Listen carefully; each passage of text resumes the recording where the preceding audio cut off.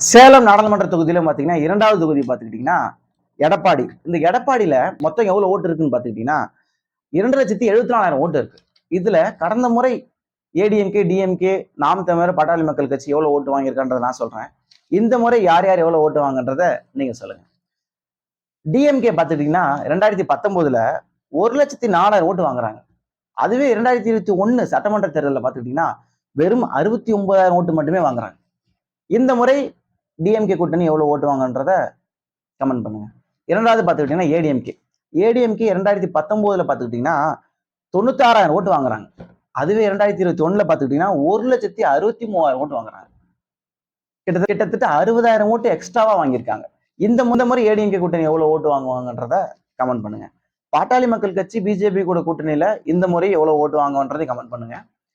நாம் தமிழர் பாத்தீங்கன்னா 2019ல 4,500 ஓட்டு வாங்குறாங்க. அதுவே 2021ல பாத்துக்கிட்டீங்கன்னா 6,600 ஓட்டு வாங்கியிருக்காங்க. மக்கள் நீதி மையம் 3,300 ஓட்டு வாங்கியிருக்காங்க 2019 தேர்தலில்.